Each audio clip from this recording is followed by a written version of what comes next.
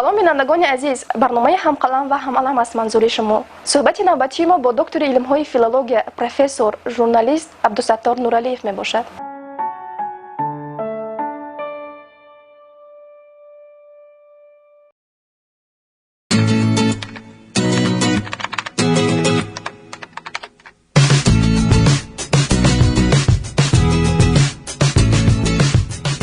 шумо дар Қазоқистон таваллуд шудаед, аммо фаъолияти эҷодии шумо дар Тоҷикистон буд. оё боре шудааст ки шуморо ба Қазоқистон ба кор даъват карда бошанд?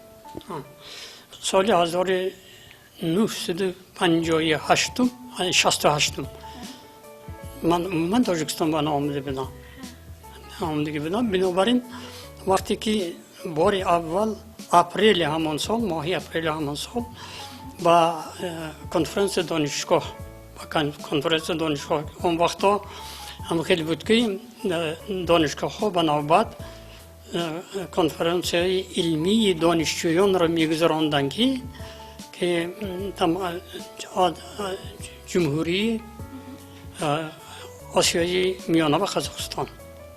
бинобар ин ҳамҷо бо марӯза омадем, марӯза ҳам кардем. имсол гӯем ки 51 сол шудааст ки ба ҳамин тарбияи журналистон барои воситаи ахбори омма ба донишҷӯён сарукор дорем.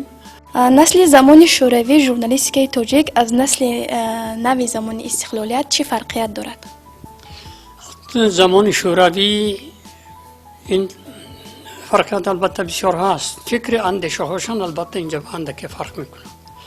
ҳамон донишҷӯён ки нерӯи ростин гапа гуфтанд дар кор, чунки донишҷӯёне ки дар анҷо меомаданд ҳамашон мо конкурси, яъне озмуни эҷодӣ мегузарондем. шумо замони ҷанги шаҳрвандӣ декани факултети донишгоҳи миллии Тоҷикистон будед. аз он солҳо чӣ хотирот доред? албатта хотиротам инҷа зиёд аст. ин солҳои хеле мушкил буд барои чиз, зеро ки ҳоло соли 1292 шӯъбаи мо аз нав барқарор шуд, таъсис ёфт, мо алоҳида факултет шудем. хуршед атаулло фарҳишба кор мекунад, байҳо ҳамин хатмкунандаи қариб ки аввали баъди ташкил шудани шӯъба буд. мана бинобар ин ман мегӯям ки аз он давра таъсиротҳои хеле хуби ман дорам. системаи таълимии факултети журналистикаи донишгоҳи миллии Тоҷикистон аз шӯъбаи рӯзноманигории донишгоҳи Славянӣ чӣ фарқият дорад? бартарияш хай албатта мо барномаҳои мо, нақшаҳои таълимии мо қариб ки ба ҳамдигар наздик аст, қаробат. фарқ дар онанд ки дар он чиз аст ки тамоми ҳуҷҷатҳои таҳсилоти моро, нақшаҳои таълимиро, стандартҳои соҳаи рӯзноманигорӣ ва журналистикаро ҳамаашон мо аз Россия мегирем.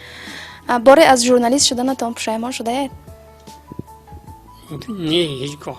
ҳанӯз ман хеле хурсанд аст ки соҳаи журналистика baрафтам. зеро ки аз синфи даҳум сар карда ман дар матбуот иштирок мекардам. бисёре аз журналистони соҳибном фарзандашонро намегузоранд ки журналист бошад. фикри шумо дар ин бора? ман мумкин фарзанда нигоҳ кардан дар кор ки вай кадом соҳа ба майл дорад. ин албатта падару модар аз аввал омӯхтанишон дар кор. фарқи рӯзноманигор аз мансабдор чӣ аст? албатта фарқи куллӣ дорад. мансабдор масалан кадом соҳаи мансабдоре гӯем ки вазифадор аст ки аз ӯҳдаи ҳамин мансабаш баромда тавонад. масъулияти худаш аст ба соҳаи худаш. вай фақат соҳаи худаш ба ҷавобгар аст, масъул аст. аз журналист инчунин нест. журналист ин фарқияташ ин ки асосан вай ба ҷомеа иттилоот медиҳад. агар ҳамин хел бошад ба ҳама масъалаҳо ба дахолат мекунад ва иҷтимоӣ ҳам ҳаст, зеро ки тамоми масъалаҳои проблемаҳои зиндагӣ, проблемаҳои ҷомеа ҳамашро журналист инъикос мекунад. журналистони замони шӯравиро гуфтед устод, вале журналистони замони истиқлолиятро нагуфтед ки кадомашон лоиқ ба номи устодӣ ҳастанд? инҷа хеле бисёр аст, барои ҳамон нагуфтам. масалан инҷа гуфтем ки масалан Сангин Гулов хеле устоди варзида аст, Мурод Муродӣ ҳам чиз ҳастам, певаста матбуот дошт کنم هم چیز است. یکی از ژورنالیستان مشهور ما هم چیزی ما گوییم که استادان ما در در دانشگاه ملی کرمانشاه شریف زاده چند تا پروفسور داریم. جاوید نکوی هم ژورنالیست که ما معلوم است، هم در ساحه دیگر چیز. بهترین گنجینه هستی انسان سخن است. گر سخن جان نبود مرده چرا خاموش است. خیر بینندگان عزیز، تا برنامه آینده.